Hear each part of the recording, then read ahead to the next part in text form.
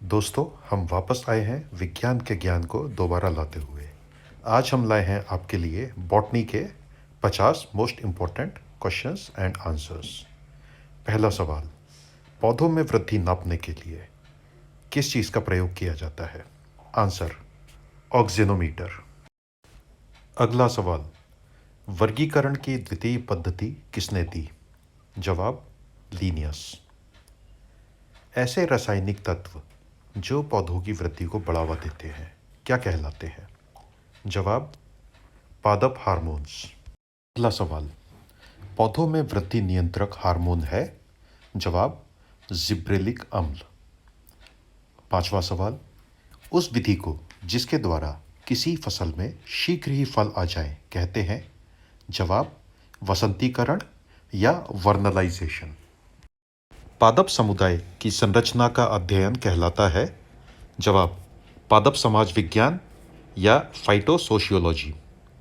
अगला सवाल, समुदाय पारिस्थितिकी या साइनिकोलॉजी होता है? जवाब, समुदायों का अध्ययन। जीवोम या बायोम्स होते हैं? जवाब, जंतुओं तथा पादपों के प्रमुख पारिस्थितिक समूह। अगला सवाल, एक समुदाय या कम्युनिटी होता है? जवाब, किसी आवास में रहने वाले जीव। एंडेमिक पौधे वे हैं जो होते हैं? जवाब, एक विशेष क्षेत्र में सीमित। 11वां सवाल, एक जलीय वातावरण में रहने वाले सूक्ष्म जंतु तथा पादप सामयिक रूप में कहलाते हैं? जवाब, प्लैंक्टन्स। 12वां सवाल, लवणीय भूमि वाले जल में उगने वाले पौधे क्या कहलाते हैं? जवाब, हेलोफाइट्स। आप सबकी जानकारी के लिए, हेलोफाइट्स वे पौधे हैं जो उच्च लवणता, खासकर सोडियम और क्लोराइड के आयन युक्त मृदा या जल में उगते हैं।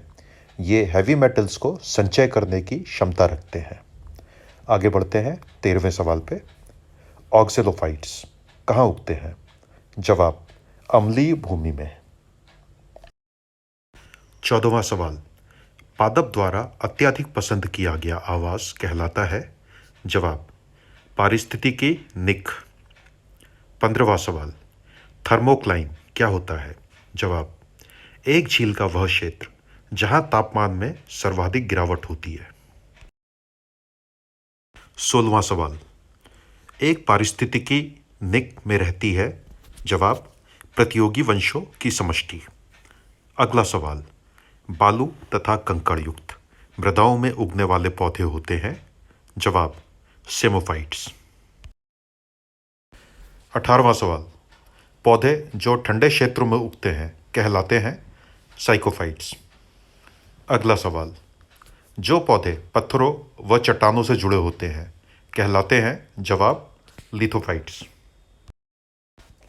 20वां सवाल, जीवी और अजीवी वातावरण के मध्य अंत अभिक्रिया का अध्ययन कहलाता है? जवाब, पारिस्थितिकी या इकोलॉजी। 21वां सवाल, फाइटोट्रॉन एक विधि होती है जिसमें? जवाब, पौधों को नियंत्रित अवस्था में उगाया जाता है। अगला सवाल, वह तत्व जो कि एक जीव द्वारा निर्मित होता और दूसरे जीव की वृद्धि को प्रभावित करता है वो होता है? जवाब, एंटीबायोटिक। अगला सवाल, मिर्मेकोफिली एक लाभदायक संयोजन होता है कुछ पुष्पी पादपों एवं? जवाब, चींटियों के बीच में। 24वां सवाल, वह जीवाणु जो दलहनी पौधों के मूल ग्रंथियों में रहता है और वातावरणीय नाइट्रोजन को स्थिर करता है कहलाता है? जवाब, राइजोबियम। 25वां सवाल, वायु एवं जल की क्रिया द्वारा भूमि का हटाव कहलाता है? जवाब, अपर्दन या इरोजन। 26वां सवाल, पादपों को उगाने के लिए कौन सी मिट्टी सर्वश्रेष्ठ होती है? जवाब, दोमट मिट्टी। 27वां सवाल, जल परिपूरण या वाटर लॉगिंग पाया जाता है? जवाब, काली मिट्टी में है।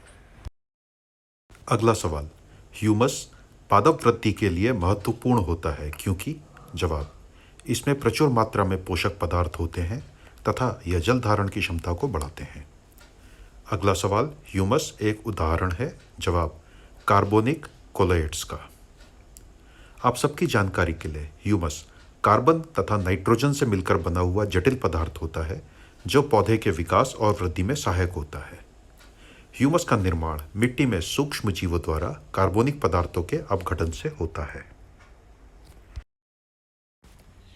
30वां सवाल, मृदा की रचना आधारित होती है। जवाब, खनिज कणों के आकार पर। 31वां सवाल, मृदा की लवणीयता का मापन किया जाता है। जवाब, कंडक्टिविटी मीटर द्वारा। अगला सवाल, ज़ीरोफाइट्स प्रायः पाए जाते हैं। जवाब, मरुस्थल में। 33वां सवाल, अकेशिया अरेबिका क्या है? जवाब, एक शुष्कोद्भिद या ज़ीरोफाइट। 34वां सवाल, वे पौधे जो कि लवणीय समुद्र के किनारे गीले स्थलों पर मिलते हैं क्या कहलाते हैं? जवाब, हेलोफाइट्स। 35वां सवाल, आइकोर्निया क्रेसिपस क्या है? आइकोर्निया क्रेसिपस जलीय पौधे को कहा जाता है। 36वां सवाल, पीडोलॉजी में अध्ययन होता है। जवाब, मृदाओं का। अगला सवाल, क्षारीय मिट्टी में उगने वाले पौधे क्या कहलाते हैं? जवाब, हेलोफाइट्स। 38वां सवाल, एक वृक्ष की आयु ज्ञात करने की सबसे अच्छी विधि होती है। जवाब, वार्षिक बलियों या एनुअल रिंग्स की संख्या को गिनने से। अगला सवाल, किन कारणों से एक वृक्ष की छाया एक छत की छाया से अधिक ठंडी होती है? जवाब, वाष्पोत्सर्जन के कारण। 40वां सवाल, तापमान बढ़ने के साथ वाष्पोत्सर्जन की गति कैसे प्रभावित होती है? जवाब, बढ़ती जाती है। 41वां सवाल, जल के सक्रिय अवशोषण का परासरणीय सिद्धांत किसने दिया था? जवाब, थीमान ने। चलते हैं अगले सवाल पर। पौधों में कार्बोहाइड्रेट्स का स्थानांतरण संपन्न होता है। जवाब, सुक्रोज के रूप में। 43वां सवाल, पौधों में खाद्य पदार्थों का स्थानांतरण होता है। जवाब, फ्लोएम के द्वारा। 44वां सवाल, केल्विन चक्र किसमें संपन्न होता है? जवाब, क्लोरोप्लास्ट में। 45वां सवाल, प्रकाश संश्लेषण में मुक्त हुई ऑक्सीजन का क्या स्रोत है? जवाब, जल। आप सब जानते हैं जल हाइड्रोजन और ऑक्सीजन को मिलकर के बनता है। द्रव्यमान प्रवाह अथवा दाब प्रवणता परिकल्पना किसने प्रस्तुत की? जवाब, मुंच ने। 47वां सवाल, कार्बनिक विलेय स्थानांतरण के संदर्भ में विलयन प्रवाह परिकल्पना किसने प्रस्तुत की?